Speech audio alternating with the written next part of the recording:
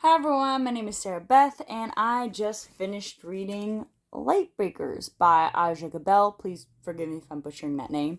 This was my pick for Book of the Month of November of 2025. It was published in this month this year, and it's about 340 pages long. So, let's get in the meat of it. What is this book? This is another tale of somebody writing about STEM but doesn't know anything about STEM. Just gonna put that out there. It's like if you actually, book wise, it's a pretty good book. But it really was glaringly obvious that the author did not do her research very well. She just picked buzzwords and was like, I got it, we're gonna stick quantum entanglement into this book. And it's really upsetting to me. Anyhow, so main premise, you got Noah. He is a physicist. He used to work in quantum entanglement and now he works in modeling at JPL. What kind of modeling? We don't know, because the author never said. But based on my understanding of JPL, I'm assuming, modeling trajectories of the stars or anything we're putting up into orbit, those kind of modeling trajectories, that makes sense to me. But did the author say that? No. Because, of course, she doesn't know anything about it. It's going to be a reoccurring theme throughout this novel. She's just putting things out into the mix. She thinks JPL is it's aerospace. It's not just everything space.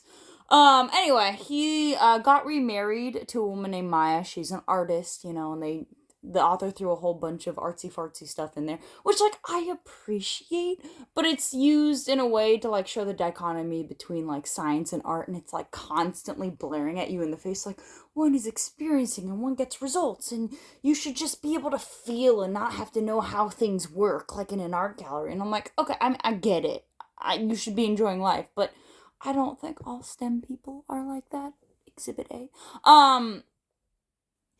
Anyway, so he was initially married to this other woman named Eileen. She was a biologist, is a biologist. She's a professor at a university currently. I think she's up north doing professor work, but she used to be in Southern California. This is all occurring in California. And Noah broke up with Eileen because they had a child together who did not make it to her 4th birthday. She was basically 3 and some change, and she suffered from a heart condition that made her die somewhere during the night. And so the book essentially, Noah gets offered to do this job in Texas for some really wealthy billionaire where they're using quantum entanglement within the consciousness to do time travel, which, okay, I'm not saying that the idea is implausible, because if you look into the science of it, I've done quantum entanglement work. I'm not saying I'm the biggest expert in it, but I know enough to know that the author doesn't know diddly squat. And she really tried to skirt away from the science as much as possible, where I'm here saying, give me the science, make this plausible, or at least make it interesting for me. Don't just say, ooh, little buzzwords here and there, and it's gonna work, and quantum entanglement into time travel within the brain. And I'm like, okay, I understand that there are, different theories going around about the way consciousness works is quantum entanglement. I understand that. And I understand that she's trying to fold in the way that memory works in a way of time travel, but she's not very clear on it.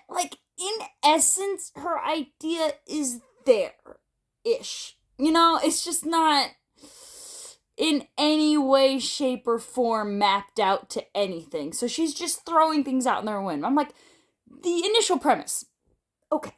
It's okay. I need more. I know she's not going to be able to prove anything, but at least give me the science, give me the ideas. She doesn't do that. I'm like, you don't even know how quantum entanglement works. You don't even know that you can't really look at a qubit.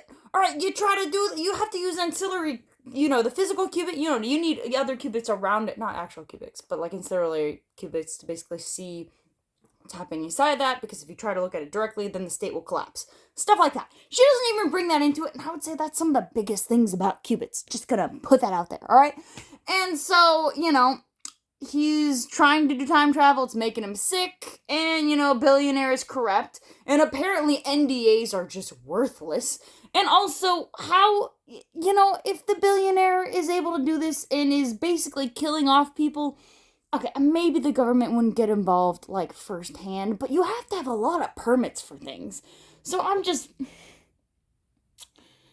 it's a lot. That's really what took me out of the novel, is I really did not think that this was plausible at all. And it's very much artsy fartsy person is trying to write STEM. This reminds me very much of a book I reviewed last year called Annie Bot, where it's like, yeah, you are an English professor and you think you know about AI and programming and you're just gonna keep on this train. All right, and I'm like, all right, whatever. I really, really tried to look past that in this novel because the writing about grief is fantastic. I love the way that the characters think, the portrayed, going back and forth through time. The prose is quite good. Not my favorite, but I would say, you can really delve deep in the novel. But for the first, like, 200 pages of the book, I was just really fighting with the fact that the science isn't there. And the book really wants you to just skirt over this. And I'm like, there's so many inconsistencies. It really bummed me out. And I mean, I like that the author was trying to reach outside of her wheelhouse, but she needed to do more research. She needed to give me more. It just felt like, the whole. Alright, I'm gonna give a spoiler, but the whole thing of the novel, like the whole motif is you can't live in the past. You can't try to go back to the past. You can't change the past. You have to live in the present. Which, yes, fantastic message. But sometimes it feels overplayed and it just hurts me to how obvious it is and how much it's overplayed. So, I'm here and I'm like, I respect so many things of the novel. I love the characters, but by God, do you not know science? And it hurts me, okay? Not everybody in STEM thinks the same. You don't even know what JPL is. She's like, this can go back to JPL. If he's taking a hiatus and he can take this back with him. I'm like, do you even know how projects are run? Do you even, like, have any idea? And also, that's a jet propulsion laboratory. And obviously she doesn't know this, but there was huge layoffs at JPL this year. They don't even have diddly squat funding. If you went to the Aerospace Games this past year, there were ex-JPL employees just trying to get your LinkedIn, all right? They're just like, I need a job. I've been fired. The job market isn't great right now. We're not going to do that. But at the same time, I'm like, you think JPL, because it has lab in the name, does all lab type stuffs? You're more likely to see that kind of stuff. I mean, in university, and yeah, university is leading on research. I say there's a few other labs, of course, but leading. If you're gonna make that argument, make the argument. That's my problem with the book. You gotta actually know what you're doing, all right? And she just I'm sorry, this was not for me.